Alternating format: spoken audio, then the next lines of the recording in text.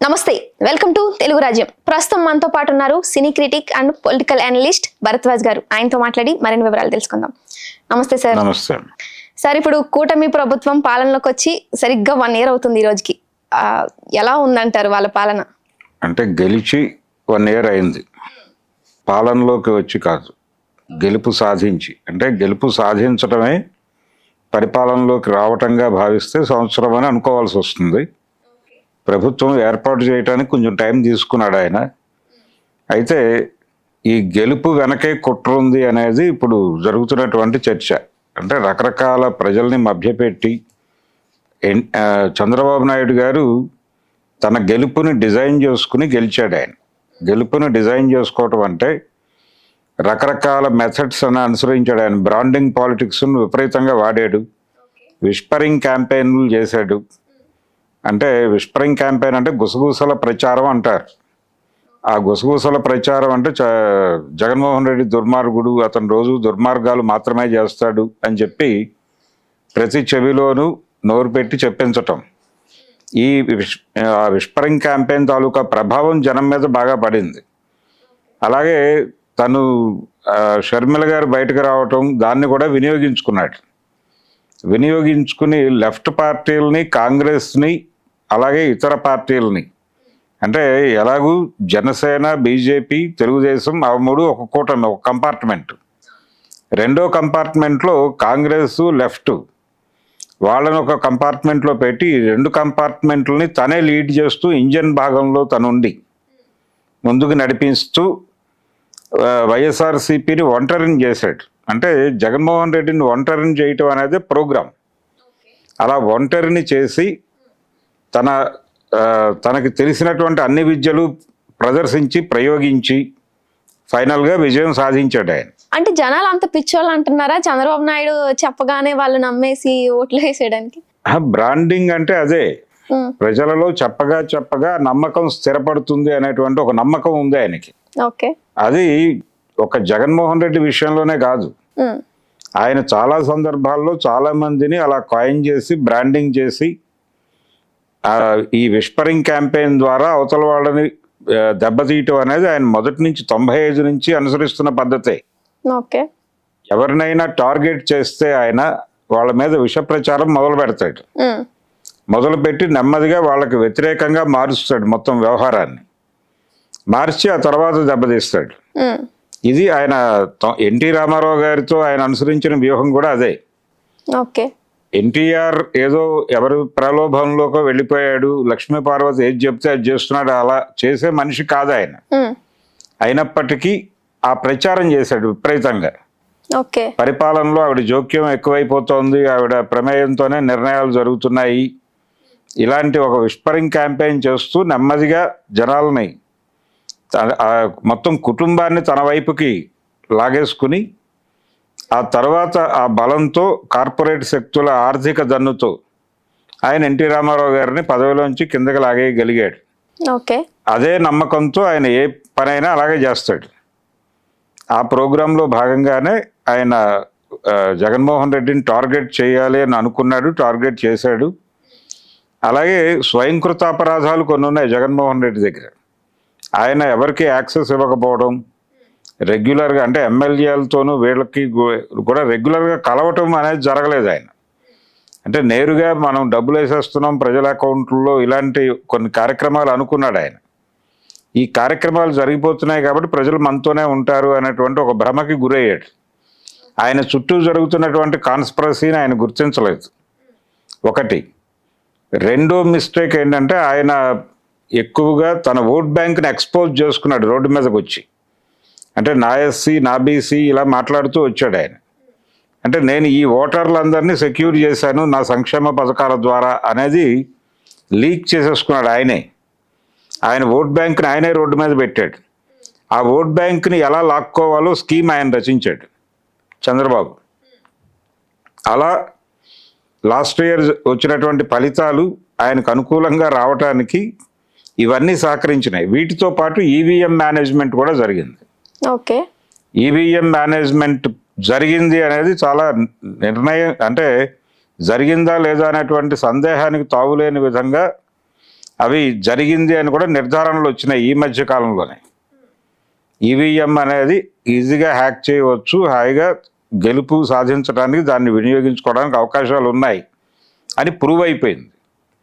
Prove అయిపోయిన సందర్భంగా గత ఎన్నికల్లో పర్టికులర్గా ఒరిస్సాలోనూ ఇక్కడ వాడారు దీన్ని అనేది అందరికీ తెలిసిన విషయమే.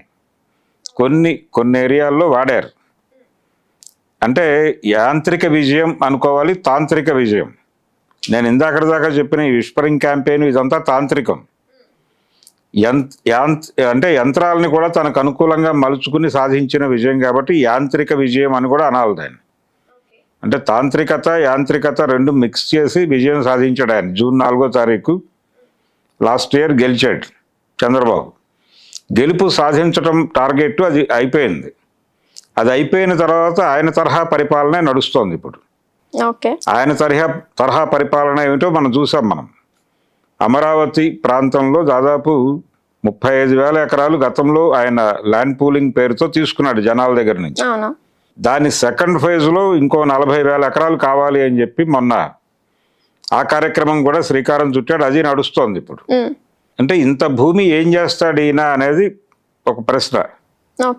అమరావతిని నేను కంప్లీట్ చేస్తాను అని చెప్తున్నాడు ఆయన. అమరావతి కంప్లీట్ చేయడానికి 35 సంవత్సరాలు పడుతుందని ఆయనే చెప్పాడు. అంటే 35 సంవత్సరాల పాటు నన్ను ఎన్నుకుంటే మాత్రమే మీకు రాజధాని, లేకపోతే మీకు సాధ్యం కాని వ్యవహారంగా మారిపోతుంది అది అని ఒక రకంగా జనాల్ని బ్లాక్మెయిల్ చేయటం అనే ప్రోగ్రాం చేస్తున్నాడు ఇప్పుడు. ఇదొక మెథడ్. అలాగే సంక్షేమ పథకాలకు సంబంధించి ఆయన ఇచ్చినటువంటి సూపర్ 6 హామీలు ఏవి కూడా అమలు జరగలేదు.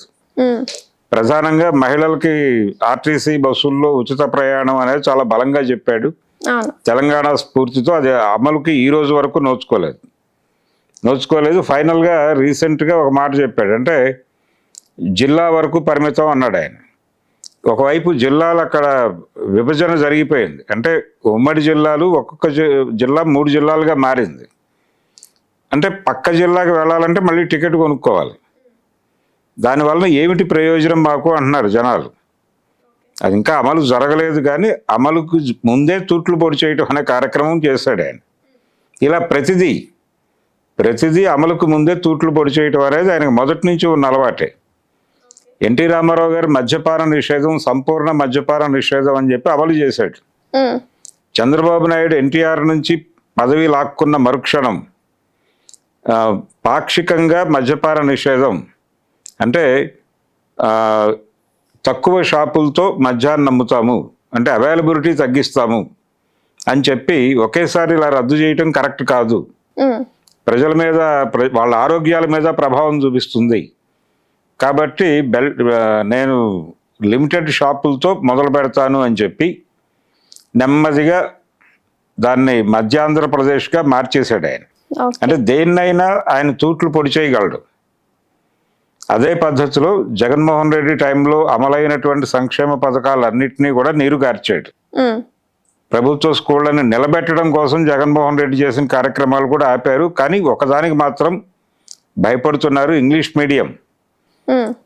మీడియం బోధన అనేది తీసేయాలి అనేటువంటి ఆలోచన చేశారు. కానీ అది తీసేస్తే ప్రజల నుంచి మరీ వ్యతిరేకత వస్తుంది అనే ఉద్దేశంతో దాన్ని హోల్డ్ చేశాడు ప్రస్తుతం. ఇది కండిషన్. ఈ సంవత్సర కాలంలో వాళ్ళు ప్రజలకి చేసింది ఏమీ లేదు.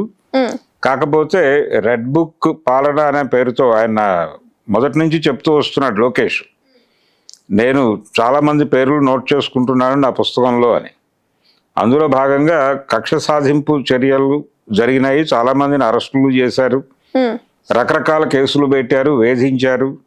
విచిత్రంగా ప్రైవేటు కంప్లైంట్లు ఇప్పించటం, వ్యక్తుల మీద ప్రైవేట్ కంప్లైంట్లు ఇప్పించి వాళ్ళని అరెస్టులు చేయించడం. అంటే ప్రైవేట్ కంప్లైంట్ మీద పోలీసులు అంత యాక్టివ్గా స్పందించిన రోజులు ఎప్పుడూ లేవు. కానీ పోసాని కృష్ణమురళిని అరెస్ట్ చేయడానికి చాలా ఉత్సాహం చూపించారు పోలీసులు.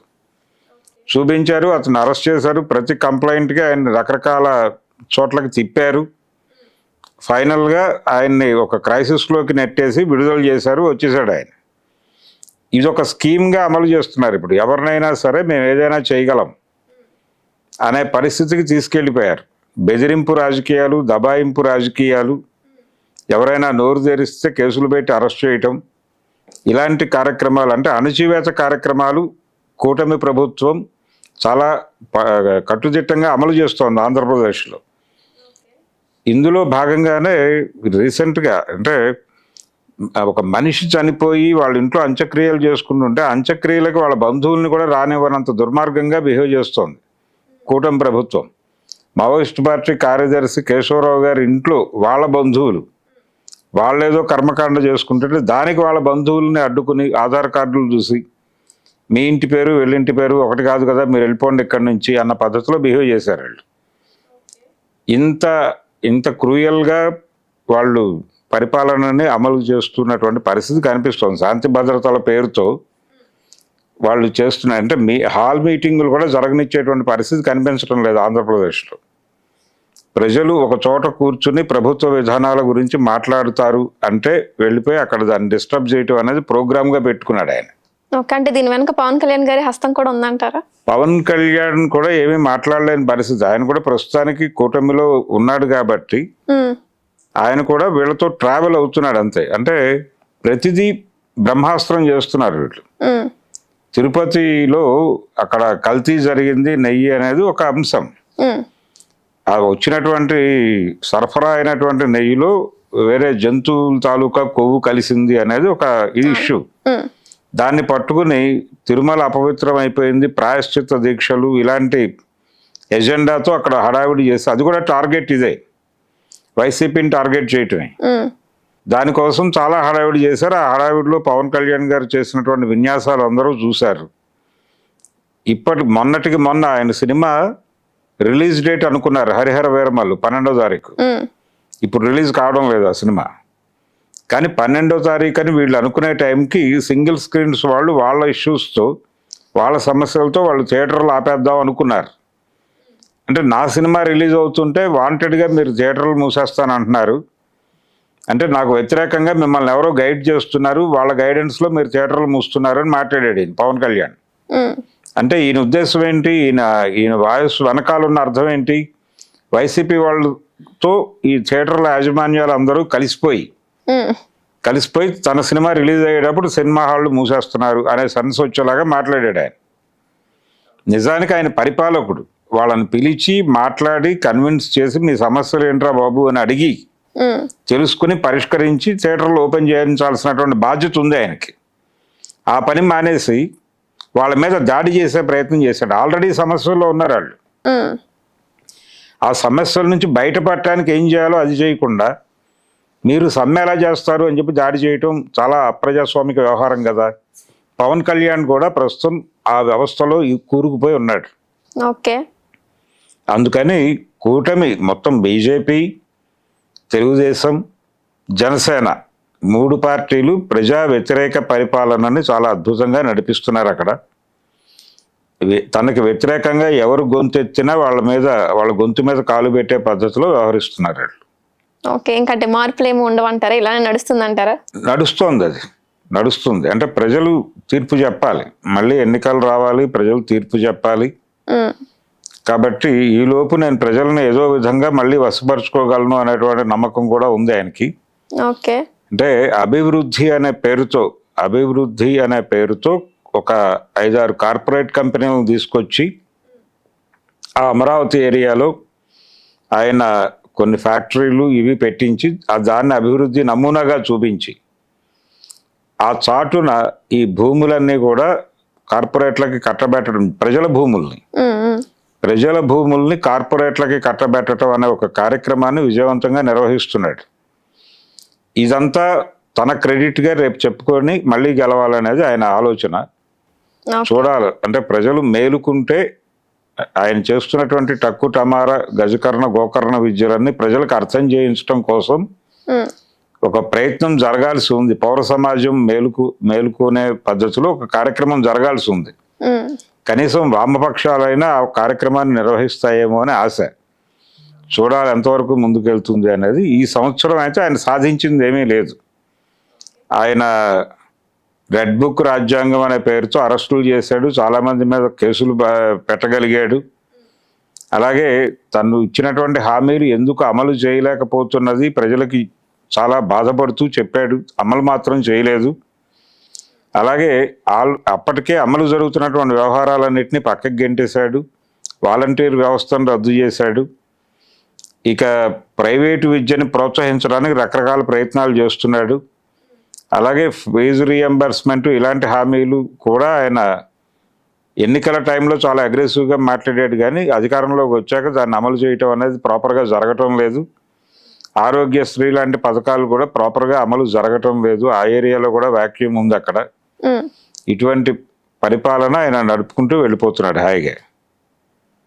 Okay okay sir, thank you. Thank you. Hello, Telugu రాజ్యం ఛానల్ చూస్తున్నారా? సామాజిక, రాజకీయ, జీవన చిత్రణే తెలుగు రాజ్యం. అతిశయోక్తులు, అసత్యాలు ఉండవు. రాజకీయ కోణం కాదు, ప్రజా కోణమే కొలబద్ద. తెలుగు రాజ్యం వీక్షణ మీ ఉత్తమ అభిరుచికి నిదర్శనం.